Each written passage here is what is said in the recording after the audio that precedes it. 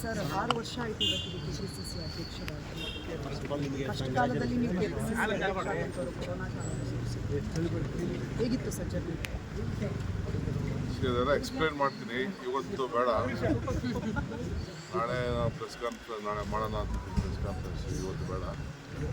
ಇವತ್ತು ಬರೀ ಶಾಸಕರಿಗೆ ಮಾತ್ರ ಕರೆದಿದ್ದೀನಿ. ಕೆಲವು ನಮ್ಮ AICC ಸೆಕ್ರೆಟರೀಸ್ ಯಾರು ಬೆಂಗಳೂರಲ್ಲಿದ್ದಾರೆ, ನಮ್ಮ ಪಾರ್ಲಿಮೆಂಟ್ ಕ್ಯಾಂಡಿಡೇಟ್ಸ್ ಅವರು ಮಾತ್ರ ಇವತ್ತು ಕರೆದಿದ್ದೀನಿ. ನಾಳೆ ಆದಮೇಲೆ ನಾಳೆ ಮಾತಾಡ್ತೀನಿ. ಸರ್, ಗ್ಯಾಸ್ ಬೆಲೆ ಏರಿಕೆ ಆಗ್ತಾ ಇದೆ ಅನ್ನುವಂಥ ಕಾರಣಕ್ಕಾಗಿ ಹೋಟೆಲ್ ನೋಡಿ, ಬಂದ್ ಮಾಡಬೇಕು.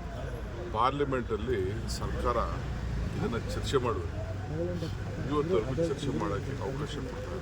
ಅದಕ್ಕೆ ನಮ್ಮ ಎಲ್ಲ MP ಗಳು ಇಂಡಿಯಾ ಒಕ್ಕೂಟದ MP ಗಳ ನೇರ ಪ್ರತಿಭಟನೆ ಮಾಡಿದ್ದಾರೆ. ಯಾಕೆ ಅವ್ರಿಗೆ ಭಯ? ನಿಮ್ಮ ಫಾರಿನ್ ಪಾಲಿಸಿ ಇವತ್ತಿಂದ ನಾವು ರಾಜ್ಯತೆ ಸಂಬಂಧ ನಮಗೆ ಸ್ಟಾಕ್ ಇಲ್ಲ. ಈಗಾಗಲೇ ಡೀಸೆಲ್ ಬೆಲೆ ನಿನ್ನೆನೇ ಹೆಣ್ಮಕ್ಳು